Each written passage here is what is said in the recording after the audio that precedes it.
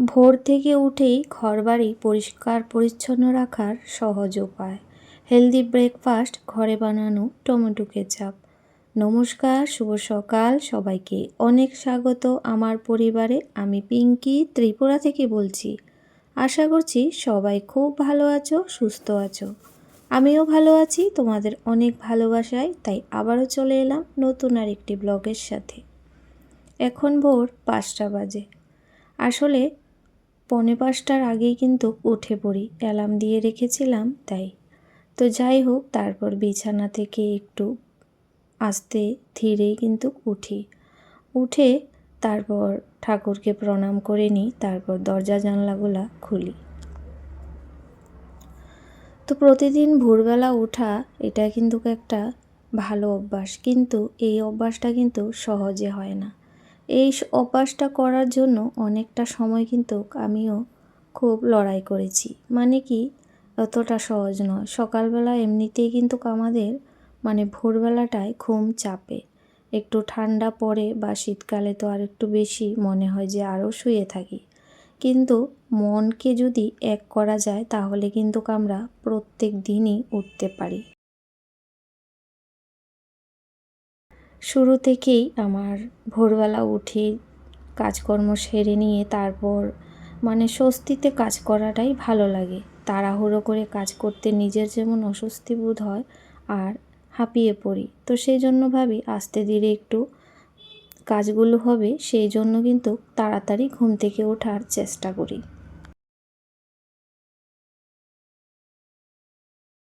বসিয়েছিলাম আর তার মধ্যে আমার ঘর ঝাড় দেওয়া মোছা সবটাই কিন্তু কমপ্লিট হয়েছে। তো যাই হোক, ঘরের কাজের পাশাপাশি নিজের খেয়াল রাখাটা অনেক জরুরি। আমরা গৃহিণী হিসাবে আমাদের কাজ কিন্তু সকাল থেকে রাত পর্যন্ত কোনো তালিকা নেই কাজের।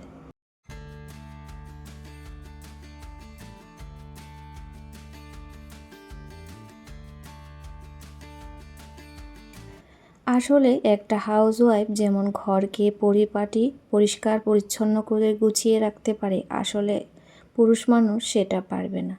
আসলে সবার সব কিছু তো সম্ভব নয়। যার যে কাজ সেটা কিন্তু করতেই হবে। ওয়ার্কিং ওমেন তারা কিন্তু বাইরে ঘরে সবটাই কিন্তু সুন্দরভাবে সামলাচ্ছে। আমরা তো হাউসওয়াইফ। তো যাই হোক, এই যে শরীরচর্চাটাও কিছুক্ষণ সময় করে নিয়েছি। তো যতটুকু মোবাইলে ক্যাপচার করি তার থেকেও বেশি, আজকে 4-5 দিন ধরে ব্যায়াম করিনি, তো আজকে একটু বেশি করে করলাম। তারপর কাপড় চোপড় যে কটা ভিজিয়েছি সে কটা কেচে নিলাম। আর আজকে আর গরম জল দিয়ে স্নান করতে হবে না। মনে হচ্ছে এতটাই গরম পড়েছে, গরম লাগছিল, তাই কিন্তু নর্মাল যে জল হয় সেটা দিয়ে কিন্তু স্নানটা করেছি। আর সূর্যি মামা মাথার উপরেই চড়ে গেছে। আমরা প্রতিদিন শোয়ার সময় যদি মাথার মধ্যে সেট করে রাখি, মনে মনে একটা পণ নেই যে আমাকে সকালবেলা অতটার মধ্যে উঠতে হবে, তো সত্যি আমাদের উঠতে কিন্তু কোনো অসুবিধা হয় না। যেটা প্রথম আমার অসুবিধা হতো, কিন্তু মনে মনে একটা পণ নিতাম যে ঠাকুর আমাকে এই সময়টার মধ্যে সজাগ করিয়ে দিও।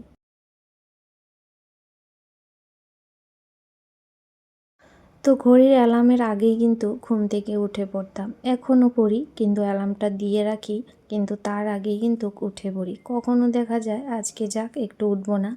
তো মাঝে মাঝে এরকম হতেই পারে, একটু এদিক ওদিক করাই যায়। সবসময় একঘেয়েমি জীবনটাও কিন্তু ভালো লাগে না। তো যাই হোক, প্রতিদিনের কাজকর্ম টুকটাক করে করছি।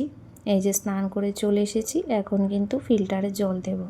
তো এখানে সিনটেক্সটার মধ্যেও জল ভরবে, সাথে কিন্তু জল নিয়েছি, যেটা কল থেকে নিচতলা থেকে জলটা উঠে আসে। তো যাই হোক, ঘরবাড়ি এইভাবে প্রতিদিন একটু একটু করে পরিষ্কার করি। কাপড় চোপড় আরও ধোয়া কাচা ছিল, তো ভাবলাম যে থাক, আজকে কটা ধুয়ে দিই, কালকে বাকি যেগুলো থাকবে সেগুলো ধুয়ে নেব।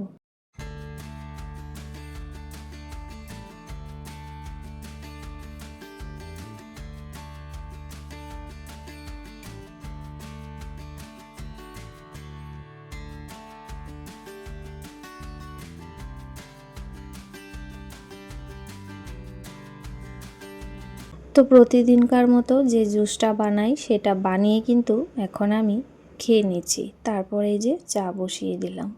তো চা তো আমি এখন খাবো না, মানে এটা খেয়েছি কমসে কম আধ ঘন্টা আমাকে কোনো কিছু না খেয়ে থাকতে হবে। তো যাই হোক, এটা খেলেও কিন্তু পেটটা অনেকক্ষণ ভরা থাকে, যেহেতু অনেকটাই ঘনত্ব আছে। তো যাই হোক, আজকে টমেটো কেচাপ বানাবো। তো টমেটো সসের জন্য এখানে প্রায় 1 কিলোর মতোই নিয়েছি। তো দু একটা রেখে দিয়েছি আর কি। তো যাই হোক, আর একটু বেশি হলে বেশি করে বানাতাম। আর টমেটো কেচাপটা মানে শেষ হয়ে গেছে, তো সেই জন্যই বানাচ্ছি। তো 2-1 দিন রেখে দিলে টমেটোটা আরও লাল হতো, তো কেচাপটা আরেকটু মানে টুকটুকে লাল হতো আর কি। তো যাই হোক, যেরকমই হোক ঘরে বানিয়ে খেলে একদম দোকানের মতোই হয়, কিন্তু স্বাস্থ্যকর বলতেই পারো। প্যাকেজিং যা কিছু আমরা খাই সেটা তো আর সবসময় যে ভালো সেরকম না। এখন আপাতত কিছুটা বানাই, পরে আরও বানাবো। তো হ্যাঁ, ওর সাথে কি দিয়েছি সেটাই তো বললাম না। দিয়েছি 2টো পেঁয়াজ আর একটা বড় রসুন, সাথে 1 ইঞ্চি পরিমাণ আদা, গোলমরিচ, গরম মশলা, মধ্যে দারচিনি, এলাচ আর গোলমরিচ সেটা দিয়েছি। তো যাই হোক, সামান্য পরিমাণ জল দিয়েছি আর 2টো সিটি দিলেই হয়ে যাবে। আর এখানে সকালের ব্রেকফাস্ট বানাচ্ছি, সুজি আর হচ্ছে টক দই, আর কিছুটা হয়েছে গাজর কুচি দিয়েছি।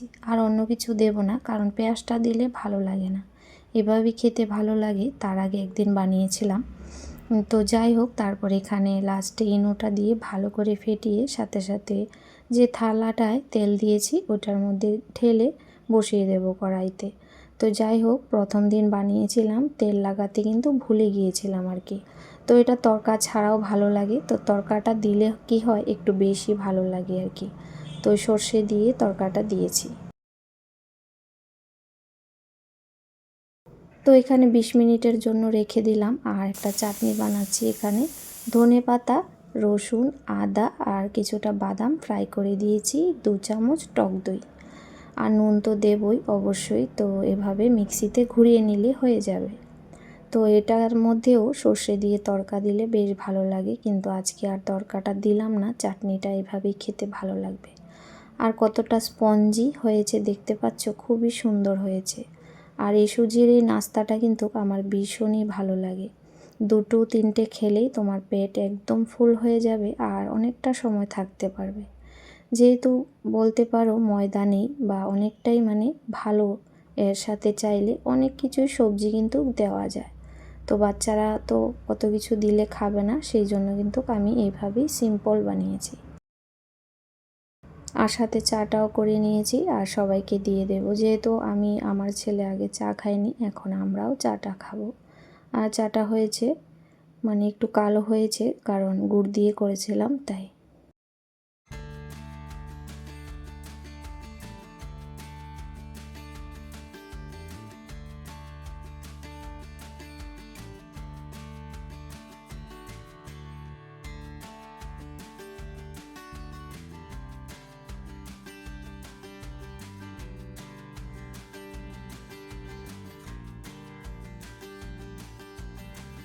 তো এখানে রান্না করে নিয়েছি হচ্ছে ডাঁটা মাছ দিয়ে করেছি, আলু দিয়ে, আর ছোট মাছ, বেগুন ভাজা, ডাল। তো এই মাছগুলো না পরিষ্কার করে রান্না বান্না করতে আমার অনেকটাই সময় লেগেছে। তার মধ্যে এই যে টমেটোটা সিদ্ধ করেছি সেটাকে মিক্সিতে ঘুরিয়ে ছেঁকে নিয়েছি। এখন মানে রান্নাঘরটা পরিষ্কার করে নিয়েছি, তো এটাকে আবার চুলায় বসাবো।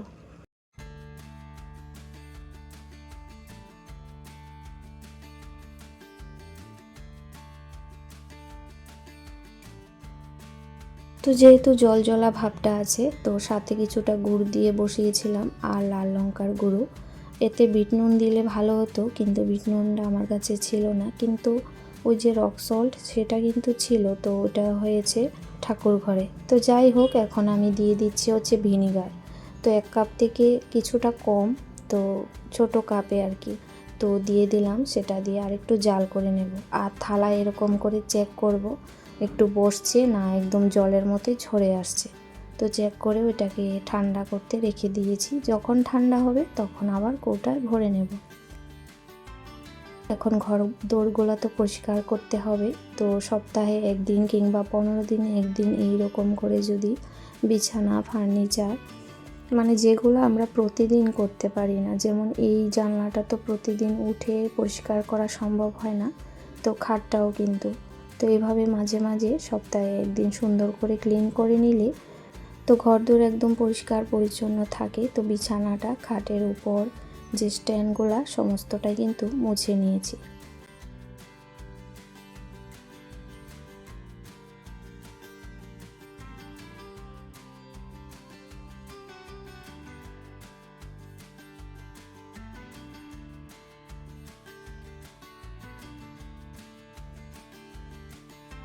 তো বেডশিটটাও সুন্দর করে ভাঁজ করে রেখে দেব, কারণ এটা এখন পাতবো না, আরেকটা বেডশিট পাতবো।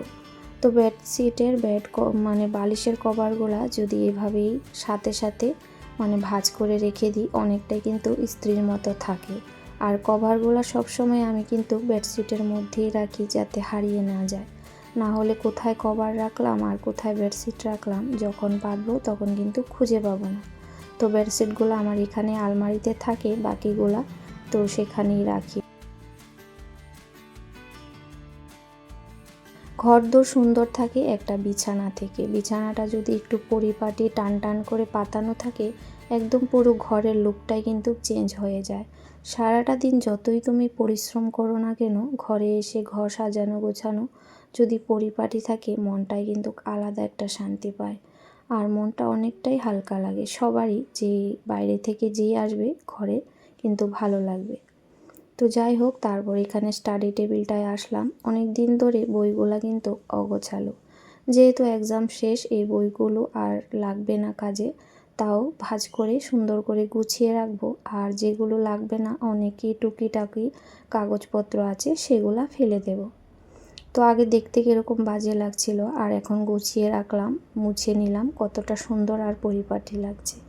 আর জিনিসগুলো খুঁজে পেতেও কিন্তু সহজ মনে হয়। তো সেই জন্য সময়ের কাজ আমি সময়েতে করার চেষ্টা করি, কাজকে কখনো অলসতা করে ফেলে রাখতে চাই না, আর ভালোও লাগে না।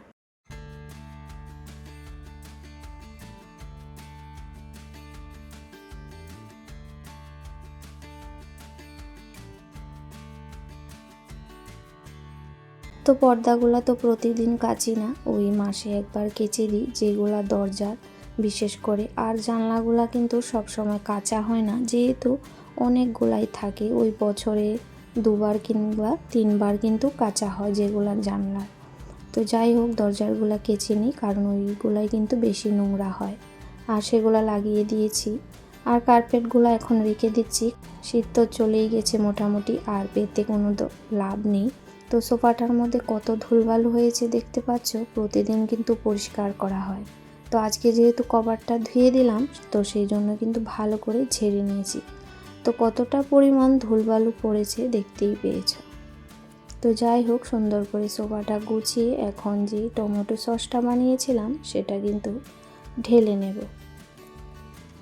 খেতে কিন্তু একদম দোকানের মতোই হবে, কোনো কমতি নয়, কিন্তু ভালো, মানে 1 কেজি টমেটো দিয়ে এতটা পরিমাণ কিন্তু হয়েছে।